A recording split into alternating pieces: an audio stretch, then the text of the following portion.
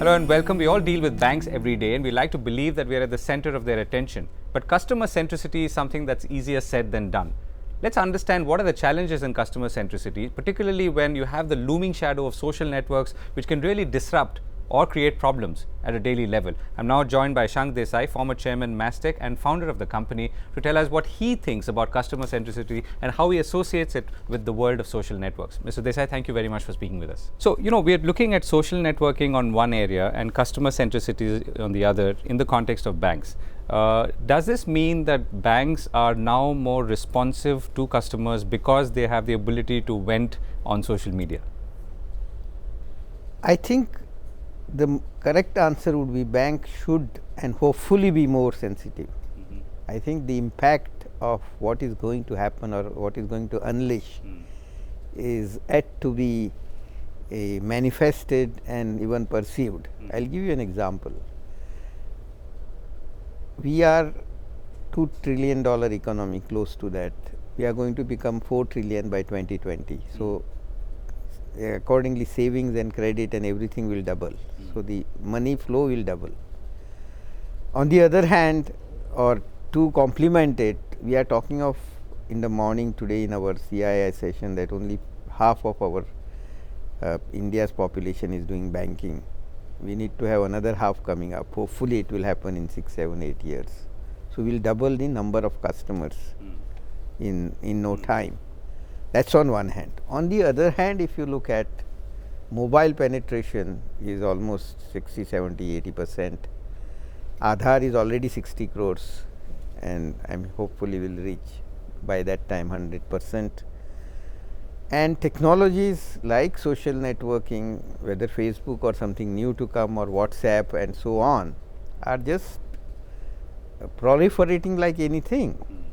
Now, when you put all these three things together, on one hand you have this whole increase in banking scenario. On the other hand, you have this whole equipment, whether it be it mobile, be it Aadhaar, I am putting them in equipment or a platform, and then the tools. If you put all of them together, the bank will be completely impacted by what's happening in the social network world very, very seriously in negative and positive way. Right. Because I could say a good thing or I could say a bad thing. Yeah, because it does not have also regulation. So, I can go and say anything about bank. I may have my motives to say that, or whether I am genuinely saying it is very difficult to establish because damage is done. Yeah, you can always sue him or her or whatever, that is fine, but point I am making is one will have to have in control of situations to minimize the damage it could do and maximize what it can do. Like banks in Europe, for example, today are like one bank, they wanted new product ideas, they put it on Facebook. In no time they got some 3,000 response, they had 150 great ideas, so on and so forth. So, I think we are yet to be recognizing that and the power of social media to make that happen. That is one. Second is, this whole customer centricity is important in every country, and everywhere customers always feel we can give better job. We also complain, isn't it, that we get a phone call from credit card side of the business of that bank asking us all our details, when savings bank has a lot of money and they have savings, and they will harass us for some small money when on the other hand you are having money there. So, I think this is all about customers database not being combined together and so on. They have their own challenges. But apart from customers of our type in urban places, in India it is a divisive or it's fragmented society. There are multiple languages, there are multiple castes, each of them are separate customer segment today. I think banks are yet to kind of leverage that, and social networking is a very good way of doing it. Okay, that is another way of getting closer to some of these market segments. Maybe you have to also talk about language based interfaces and so on and so forth. But so, what I am trying to say is we are doing it, but the impact of it is going to be exponential is all that I am seeing. There is one thing I made mistake when I was heading a group in NASSCOM in 2008. and we were predicting what will happen in 2020 for IT. And one of them I said, and our group said, was 800 million mobile by 2020. We have got it in 13 or 14. Yeah.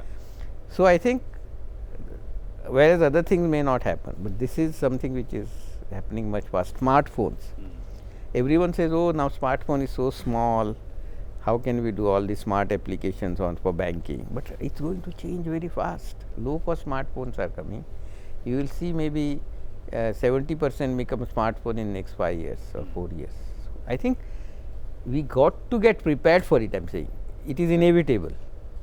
Future is already happened. Right, right. So to the extent that people are or banks are able to respond to this, do they have the tools to do so, or has this whole thing caught up with them at a speed that they never imagined? To your point as well. Yes, I think that's a good question. The real issue is that they need to create a capacity to handle this. And they also have their own challenges, because they have to worry about regulators, they have to worry about risk, they are day to day problems. And their internal silos. And internal silos. Yeah, and the silos that they have. You see, they are all organized along products. All banks are organized along product for the obviously good reason, because each of them have different technologies, each of them have different dynamics. But in that, there is no customer coming together as one point. Your profit centers are products. So everybody is pushing their product with silos and not talking to other product. The saving doesn't talk to bank, bank doesn't talk credit card doesn't talk to mortgage. So first is their organizational reality, and their organizational structuring itself has a problem. So they had to create a new organization which, although looks at profit centers, at the same time gives a homogeneous experience and made somebody accountable for it. You see, I have a relationship manager, but relationship manager has to be for all the products, and not so only on for and so forth, and commercial banking, and so on. So I think they'll have to relook at that organization. That's one. The second part is also not only about reorganizing, but before that, the leadership and culture of the organization also need to be changed and looked at, because some of these are cultural changes. They are not necessarily used to working on it. Someone said today, for example, in our panel discussion, that they unrolled some product where you had charged 5 rupee fees for some ATM or something in the village. Nobody will take that, because the transaction size is so small, you don't want to pay. Now, how is that happening? That is happening because we don't have a culture of understanding. Somebody there who designed the product maybe never have gone to the village, and so on. So I am saying that responsiveness culture and understanding of your customer has to be also cultural aspect, is all that I am saying. So those are some of the hindrances to make that happen, to answer your question. Right. So when you say customer centricity, I mean, it's also in some ways an accepted norm, particularly in a competitive environment, in a banking competitive environment like India, and yet in some ways you're saying that we've got a way to go. Right. So you've outlined some of the challenges. You said there is a culture problem, there is a tools problem, which is not there. What's the what can happen if banks don't react? I mean, or the banking system is not able to keep pace. How can this blow up? No, it can blow up in two ways. One is the new banks which will come, which will be much more lean and mean in terms of their number of people, number of kind of customer experience that they generate, would take away customers from them to these new nimble people. Correct. That can happen, and I don't know how many new bank licenses are going to be given away. Some of them have a chance of doing it because they don't carry the legacy. Let's see what happens. But so that is one issue. But at a little bit lesser than that level, even the profitability for these banks will be an issue. See, any profitability indicates how customer centric you are and how lean are your operations and how you are adding new customers. If some of that does not happen, you may continue your business, but at a lower profitability. So the impact will be there. The worst case will be that they will be short of customers, and that may be extreme case. But in between that, they will have that impact on profitability. Right. So let me sort of ask you for a bit of future foretelling. If you were to say, identify 2 or 3 areas where you feel banks must focus on in order to ensure that customers get the experience that they demand, what would they be in the next year or so? See, 2 things they got to do. One, and let me add to that, because starting really from our starting point about social networks, and we said that social networks will play an important role, and then we said, okay, here is where banks stand when it comes to their being equipped to respond. And if we were to now look ahead and say, how do these things come together?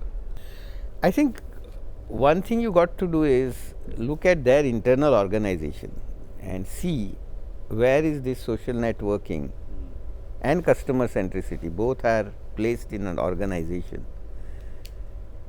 See, today business has one view, then we have technology, and then we have operations. I think, are they sitting together and solving the problem? And on top of it, I will add another fellow, I will call it Generation Y fellow. So, not only we need business and we need technology and operations talking, there should be some customer sitting there who will be a young guy who he or she is using Facebooks or WhatsApp and doing various things. If they come together, some revelation can happen and then they can decide. So, one is immersion and creation of ideas, that is one. Second is, I think, creativity and new thinking is something that banks have difficulty, because they are in a business where security and money is important. Yeah. So, obviously, they can't be too creative. I understand their problem. So, they have to be very conservative, which is understood, otherwise you won't give money to them. At the same time, how you can be creative is a tension that is there in their own organization. How are they going to solve it? I think only bankers can answer, but what I am saying is how they can superimpose very high creativity on this, which is required foundation, is an issue that they will have to find out. Right. So, last question now. So, to what extent can technology help provide all these? I mean, to just run over quickly, we have discussed the 3 or 4 points. Some of them are to do with cultures, product silos, organizations built in a certain way, and so on, and technology, of course. But now we are saying, can technology be the solution in some ways so as to respond to this new world where social networks are also playing a very important role in the way customers behave and take decisions? See, technology is always a solution, and typically, like all other technologies, it is always ahead of and begging for a solution. So, I think I do not see technology as a problem. Imagine again 1 billion mobiles maybe. Everybody is having Aadhaar platform. Together, these 2 things is such a powerful tool for a banker to do many things. Yes. And I think only they can imagine what they can do better than us. But technology can come and offer them all these tools. And you are saying that the technology is there today to show a way out or way forward to the banks and their current structures. Either it is there or it is already showing that it is going to happen for sure. Smart phones as a percentage of total phone is going to go up. We know that for sure. The cost of data transfer is going to go down. We know that. You see, this is already happened. Future has happened. We need to. This is not about guessing. So, technology is already telling you where it is going. Not only it is there, but if it is not there, it is telling you where it is going to be. Internet of the things is there. Right.